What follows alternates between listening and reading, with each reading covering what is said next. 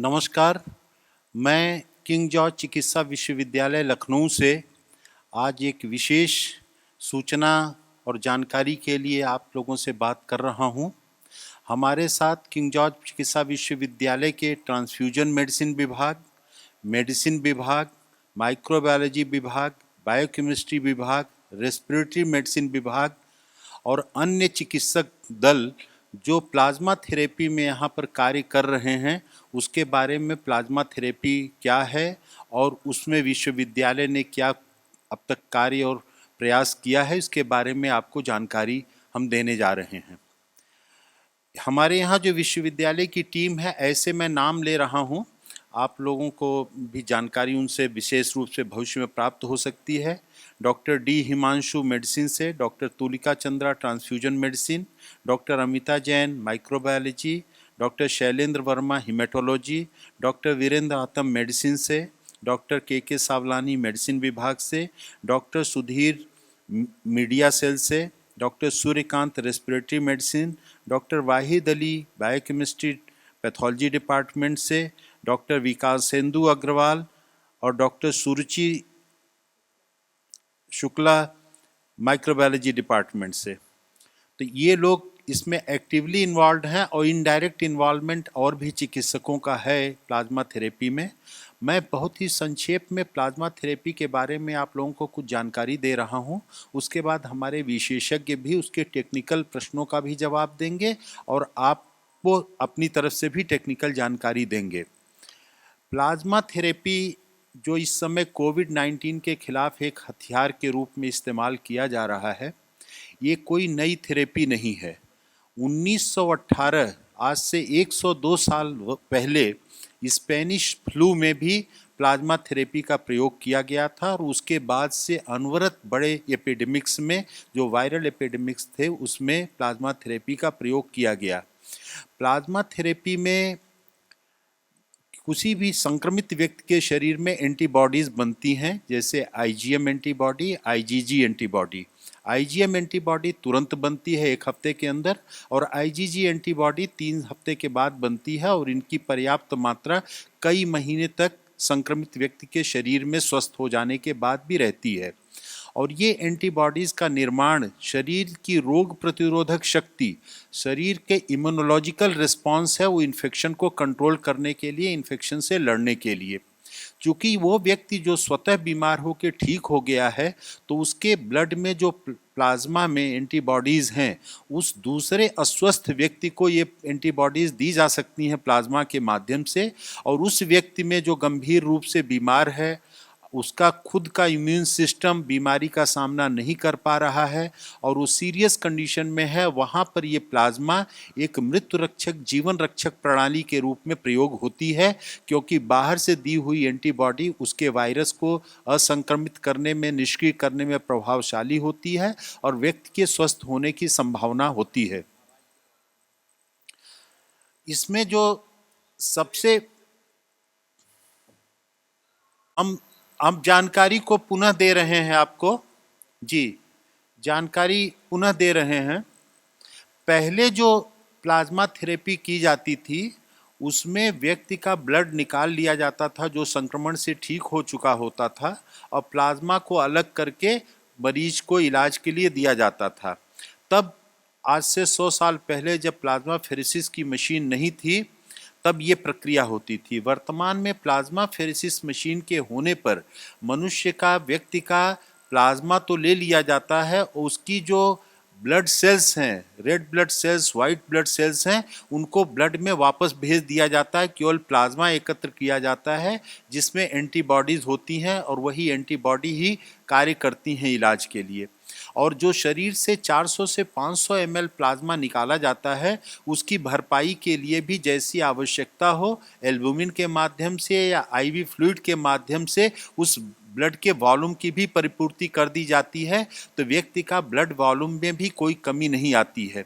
और चूंकि red blood cells, white blood cells दोबारा इन्फ्यूज़ कर दी जाती हैं, तो किसी तरीके से कमजोरी का भी कोई कारण नहीं बनता है। तो इसलिए ये बहुत ही सुरक्षित मेथड है। हाई टेक मशीन होती है प्लाज्मा फेरेसिस की, जिसकी उपलब्धता विश्वविद्यालय में है, जिसके माध्यम से ये प्लाज्मा सेपरेट किया जाता है। एक व्यक्ति से 400 से 500 ml प्लाज्मा एकत्र करने के बाद सिंगल डोज में अराउंड 200 ml प्लाज्मा एडल्ट को दिया जाता है और एक डोज देने के बाद अगर शरीर सही बर्दाश्त किया, कोई उसमें किसी तरीके का कोई कॉम्प्लिकेशन नहीं आया तो 24 घंटे के अंतराल के बाद दूसरी डोज दी जाती है। कुल 2 डोजेज ही देते हैं। इस तरह से एक व्यक्ति से लिया गया प्लाज्मा एक व्यक्ति के इलाज के लिए ही पर्याप्त होता है। अगर कुछ सरप्लस होता है तो अन्य किसी व्यक्ति के लिए प्रयोग किया जा सकता है। ये जो प्लाज्मा एकत्र किया जाता है ये करीब 1 वर्ष के लिए सुरक्षित तरीके से माइनस टेम्परेचर में रखा जा सकता है और भविष्य में इसका प्रयोग किया जा सकता है। और ये प्लाज्मा केवल उन्हीं मरीजों से लिया जाता है जो खुद संक्रमित हो चुके हैं। कुछ ऐसे सौभाग्य से मरीज हैं कोविड-19 के जिनको संक्रमण होता है, वो एसिम्प्टोमेटिक होते हैं, उनको फीवर, कफ या ब्रेथलेसनेस की प्रॉब्लम नहीं होती है। उनके शरीर में भी अगर पर्याप्त मात्रा में एंटीबॉडीज बन जाती हैं तो उनका भी प्लाज्मा लिया जा सकता है। लेकिन प्लाज्मा एकत्र करने के पहले शरीर में एंटीबॉडी ब्लड में पर्याप्त मात्रा में है, ये टेस्ट करने के बाद ही प्लाज्मा एकत्र किया जाता है। और ये जो मरीज को इन्फ्यूजन किया जाता है गंभीर व्यक्ति को, उस प्रक्रिया में व्यक्ति के लिए कोई खतरा इससे नहीं होता है क्योंकि मैचिंग के बाद ही ये प्रक्रिया की जाती है। इस सिलसिले में मैं किंग जॉर्ज विश्वविद्यालय के द्वारा किए गए प्रथम प्रयास को, जिसमें 3 हमारे द्वारा ठीक किए गए मरीजों ने अपना प्लाज्मा डोनेट किया, उनको मैं आपके माध्यम से धन्यवाद और बधाई भी देता हूं। और उनके द्वारा दिए गए प्लाज्मा में से एक मरीज की प्लाज्मा को हमारे एक गंभीर मरीज को कल 26 अप्रैल को सफलतापूर्वक इन्फ्यूजन भी किया गया। और ये हर्ष और गौरव का विषय है कि विश्वविद्यालय द्वारा किया गया यह प्रयास हम लोगों के संज्ञान में ऐसा लाया गया है कि किसी भी सरकारी अस्पताल में कोविड-19 के खिलाफ ये पहला किसी संस्थान ने सरकारी कार्यक्रम किया है। तो इस दृष्टि से हम लोगों ने जो ये पहल की है, हम उम्मीद करते हैं कि समाज में स्वस्थ हुए मरीजों की सहयोग से, उनके द्वारा दिए गए प्लाज्मा से हम ज़्यादा से ज़्यादा गंभीर मरीजों की जान बचाने में सफल होंगे। इसलिए हम सभी लोगों को, यहाँ पर जो विश्वविद्यालय में कार्यरत चिकित्सक दल है, जो डोनेट करने वाले हमारे स्वस्थ हुए मरीज हैं और जिन मरीजों की हम सेवा में ये प्लाज्मा दे पा रहे हैं, उन सभी का हम धन्यवाद करते हैं कि उनके लिए ये किए दे गए कार्य का विश्वविद्यालय को जो सुअवसर प्राप्त हुआ है, इसके लिए हम सबके आभारी हैं। अब इस विषय पर हमारे यहाँ विश्वविद्यालय में जो टेक्निकल कमेटी है, डॉक्टर हिमांशु मेडिसिन विभाग के इन्फेक्शस डिजीज हॉस्पिटल के इंचार्ज हैं हमारे साथ, वो आपको कुछ संक्षिप्त जानकारी देंगे। उसके बाद इसको एकत्र करने की प्रक्रिया को डॉक्टर तुलिका चंद्रा, जो ट्रांसफ्यूजन मेडिसिन की विभागाध्यक्ष हैं, कि कैसे उसको एकत्र करते हैं, क्या सावधानी लेते हैं और क्या खतरे हैं एकत्र करने में और आगे उसको इन्फ्यूजन करने में, इसके बारे में आपको संक्षेप से जानकारी देंगे डॉक्टर हिमांशु जी।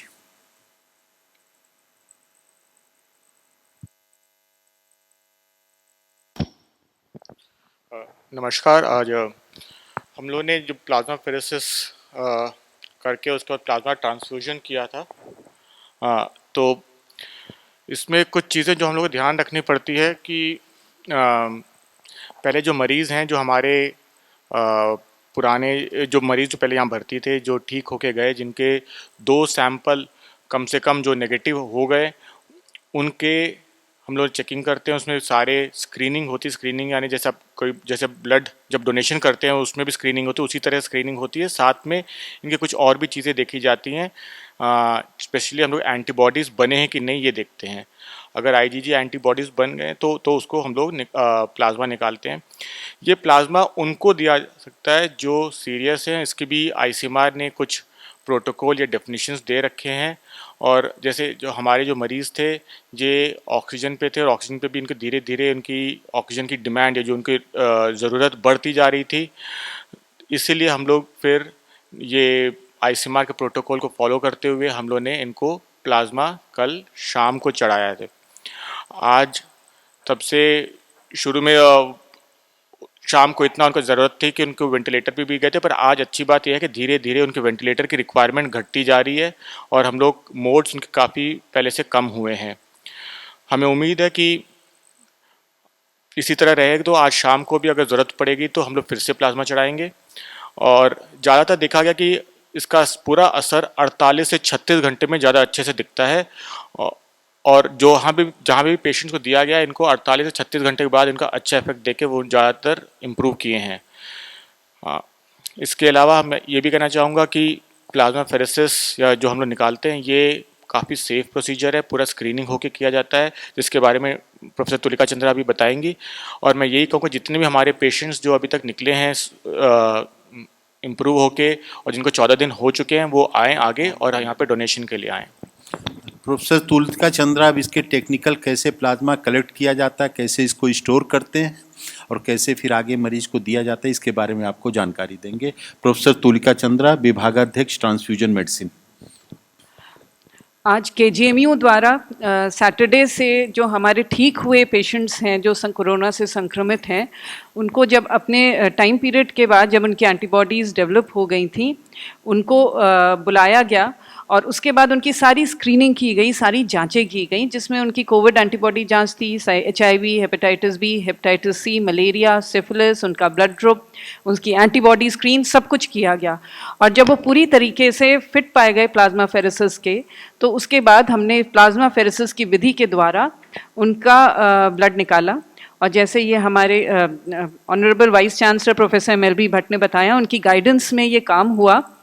उसमें जो मशीन होती है उसमें 1-1.5 घंटे की प्रक्रिया होती है। उसमें आप जब लेटते हैं तो एक हाथ से ब्लड निकलता है, थोड़ी देर बाद ब्लड वापस भी जाता रहता है। इस तरह आपके शरीर का सारा ब्लड एक तरह से मशीन में सर्कुलेट होता है और वापस जाता है। लेकिन उसमें जो प्लाज्मा है जिसमें एंटीबॉडीज़ हैं वो 500 ml के आसपास मशीन में ले लिया जाता है। औसतन हमारे शरीर में 5 से 6 लीटर ब्लड है और 70% प्लाज्मा होता है। तो इससे जो डोनर का कभी कोई नुकसान नहीं होता, उसकी एंटीबॉडीज़ में कोई कमी नहीं आती, उसके प्रतिरोधक क्षमता में स्वयं कोई कमी नहीं आती। लेकिन जो उसने प्लाज्मा डोनेट कर दिया है उससे वो दूसरे मरीज़ की जान बचाने के लिए सहायक हो जाता है। और जैसे कहते हैं ये भी एक तरह का रक्तदान है, जो पुराने तरीके से रक्तदान की जगह आपकी प्लेटलेट फेरेसिस, जब डेंगू के समय प्लेटलेट की ज़रूरत होती है, उसी विधि से प्लाज्मा फेरेसिस भी होती है। पूरी तरीके से सेफ प्रोसीजर है, कोई नुकसान नहीं होता और बहुत ही स्पेसिफिक टाइप ऑफ कंपोनेंट आप निकाल के दे सकते हैं। और ये जो एंटीबॉडी युक्त प्लाज्मा है, डोनर अपना तो फ़ायदा होता ही होता है उसका, साथ में शायद जो मरीज़ है जो उस पीड़ा से गुजर रहा है उसके लिए ये सहायक हो जाता है कि वह उसका एंटीबॉडीज़ युक्त जो प्लाज्मा दे देता है उससे उसकी जान बच सकती है। हमारे साथ हैं प्रोफेसर वीरेंद्र आतम, विभागाध्यक्ष मेडिसिन विभाग। मेडिसिन के head of the department professor Virendra Atam ji इस पूरी कोरोना इलाज की प्रक्रिया के टीम के लीडर हैं। इसकी प्लानिंग और माइक्रो प्लानिंग इनकी देखरेख में बन रहा है। इस प्लाज्मा थेरेपी के बारे में संक्षेप में प्रोफेसर वीरेंद्र आतम साहब भी आपको कुछ जानकारी देंगे। केजीएमयू के डिपार्टमेंट ऑफ मेडिसिन और अन्य विभागों ने मिल करके प्लाज्मा थेरेपी का पहला मरीज हमने अब ये थेरेपी स्टार्ट की है। प्लाज्मा थेरेपी एक हमारे पास एक ऑप्शन है ट्रीटमेंट का, जो कि यूपी में सबसे पहले किंग जॉर्जेस मेडिकल यूनिवर्सिटी ने स्टार्ट किया है। इसके लिए हम राज्य सरकार को बहुत बहुत धन्यवाद देते हैं जिन्होंने बहुत सहयोग किया है। ये प्लाज्मा थेरेपी है क्या? प्लाज्मा थेरेपी में बेसिकली हम किसी भी कोविड पेशेंट जो कि रिकवर कर चुका है ठीक से, वो सब मानकों में जब सही बैठता है तो उससे हम उसका ब्लड लेते हैं और उसके बाद उसका प्लाज्मा एक्सट्रैक्ट करके, क्योंकि उस प्लाज्मा में बहुत सारी एंटीबॉडीज़ होती हैं जो कि हमारी बॉडी की इम्यूनिटी, दूसरे पेशेंट की इम्यूनिटी को बढ़ावा देती हैं।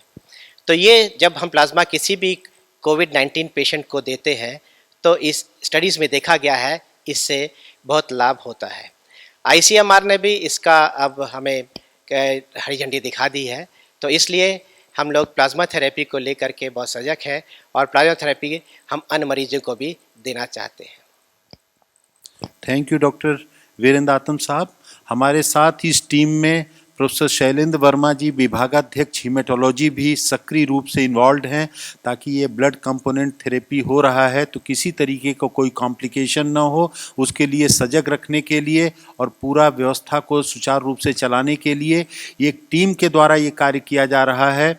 ये टीम वर्क है, कोई इंडिविजुअल व्यक्ति नहीं कर सकता है, जबकि हमारी टीम इस बात की सजग है कि किंग जॉर्ज विश्वविद्यालय में सफल कुछ मरीजों का इलाज करने के बाद इस प्रक्रिया को प्रदेश के अन्य चिकित्सा विद्यालयों में, मेडिकल कॉलेजेस में हम लोग इसको आगे लेके जाएंगे और इस पे उन चिकित्सा प्रधानाचार्यों से बातचीत भी हो रही है। तो इसलिए टीम के रूप में हम लोग काम कर रहे हैं। इसमें प्रोफेसर शैलेंद्र वर्मा जी से मैं अनुरोध करूंगा कि संक्षिप्त जानकारी, टेक्निकल जानकारी दें, ताकि दर्शकों को, समाज को इसके बारे में जानकारी हो सके और जो लोग स्वस्थ हो गए हैं बिना किसी चिंता और भय के वो आकर के दूसरों के लिए अपना प्लाज्मा डोनेशन करें।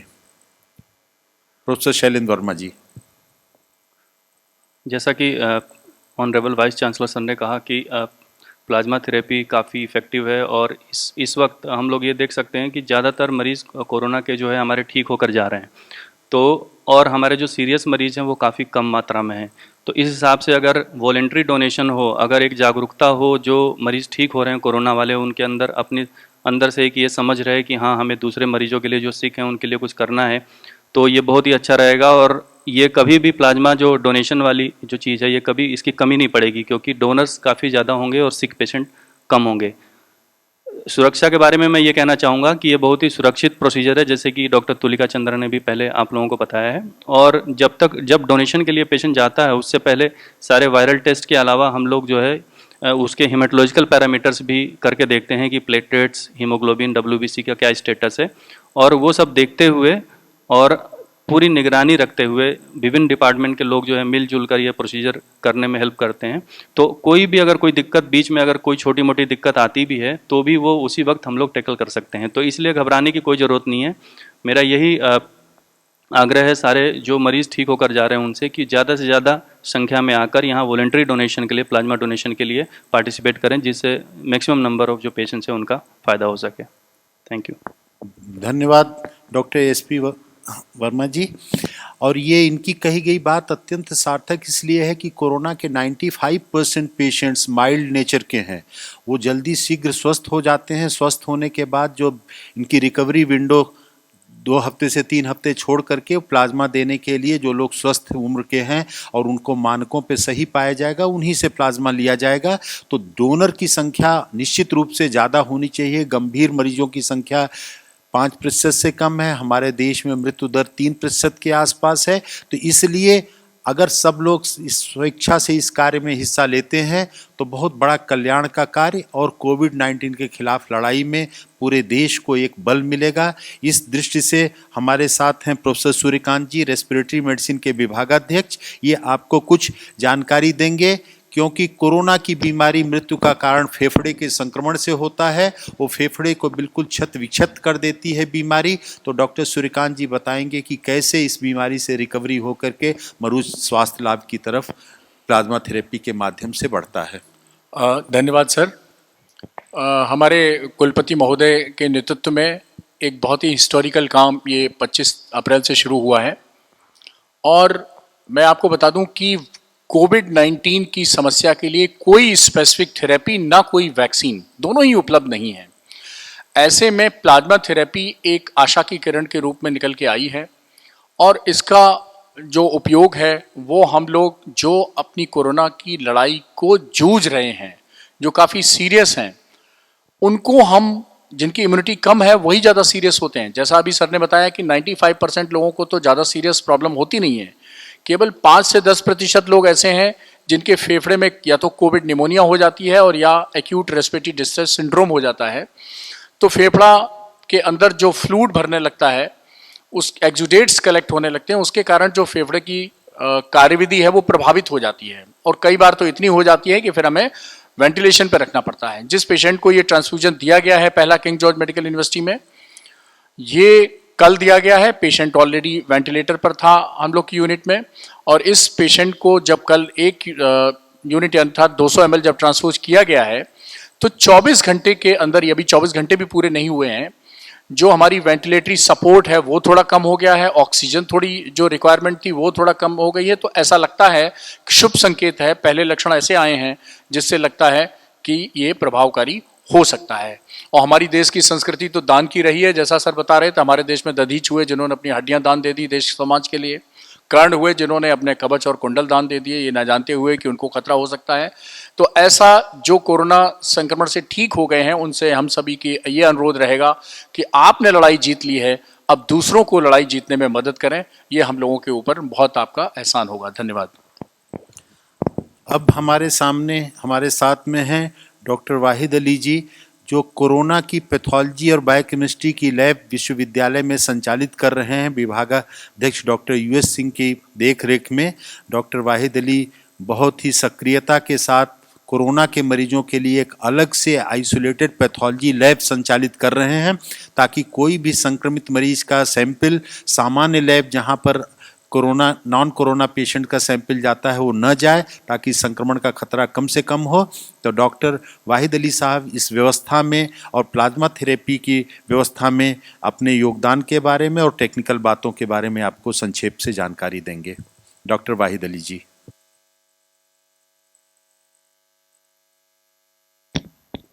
नमस्कार।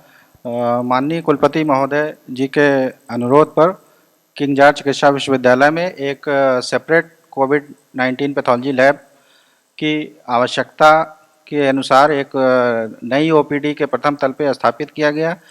अभी तक लगभग विगत एक सप्ताह में लगभग 20 से ज़्यादा सैंपल कोविड-19 पॉजिटिव जो ग्रसित हैं उनके लिए बहुत सारे haematology, biochemistry, infective marker, coagulation से related parameter, fibrinogen, D dimer, interleukins, ferritins, these are required. So these testing facilities is already being in place in a COVID-19 pathology lab, not only for corona positive suspect for treatment assessment, as well as we would like to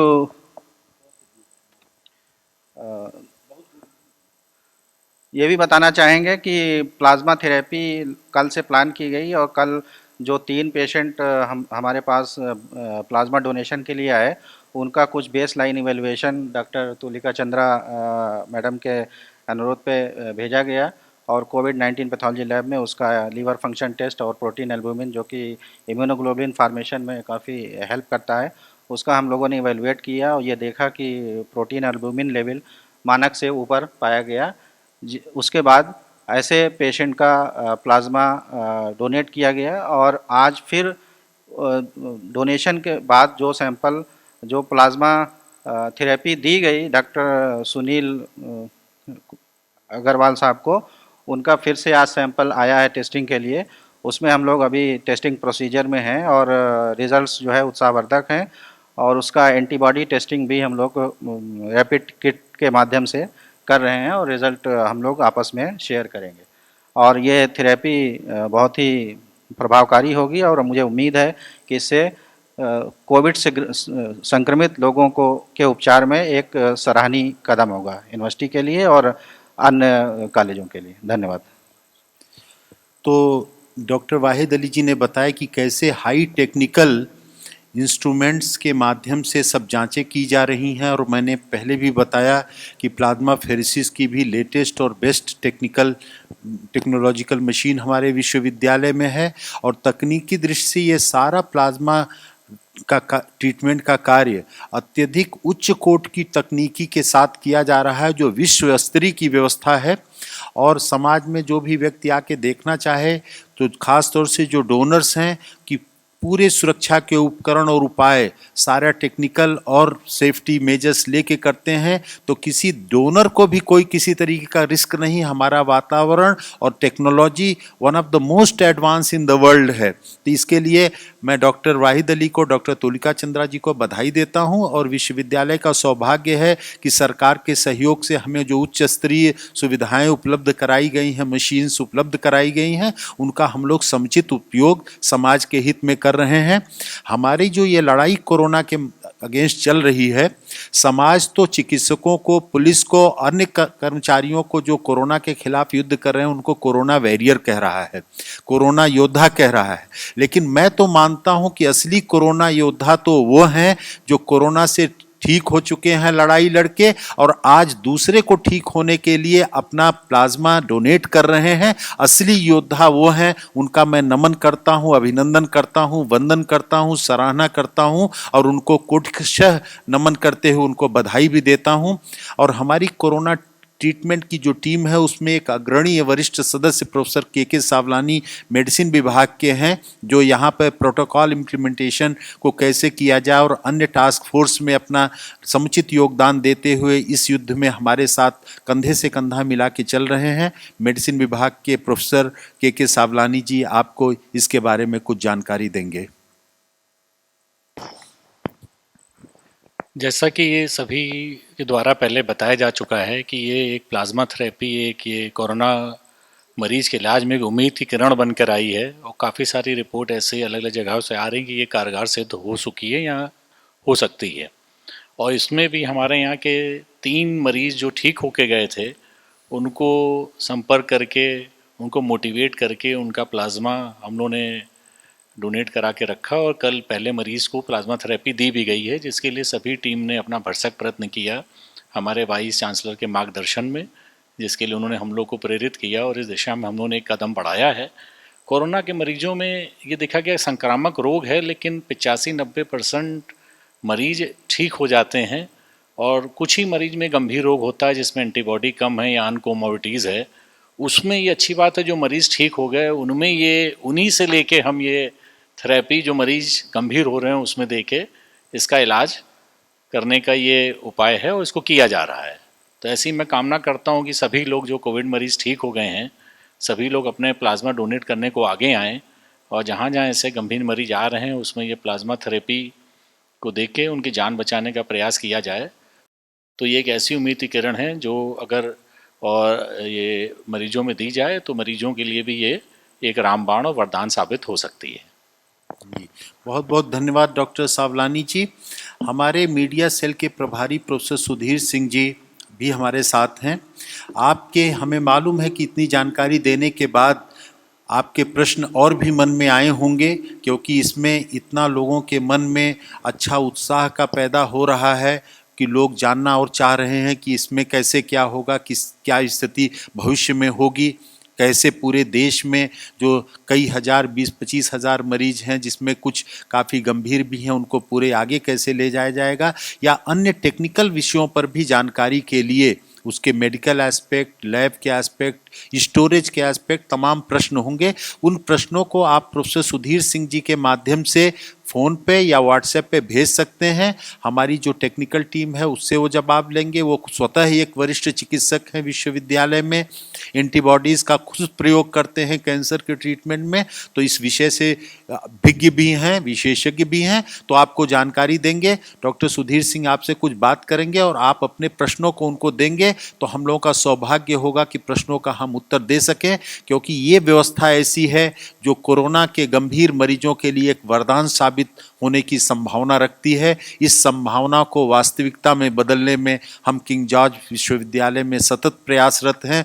आपके सहयोग से ये जानकारी समाज के बड़े हिस्से तक जाएगी और तमाम कोविड-19 से ठीक हुए लोग स्वेच्छा से अपना प्लाज्मा दान करेंगे, तो हमारे लिए सौभाग्य होगा कि और ज़्यादा से ज़्यादा मरीजों का इलाज हम लोग करने में सफल होंगे। तो इसलिए इस विषय पे डॉक्टर सुधीर सिंह से मैं अनुरोध करूंगा कि आपसे 2 शब्द कहें और आप लोग उनसे वनवरत संपर्क बनाए रखें। बहुत बहुत धन्यवाद।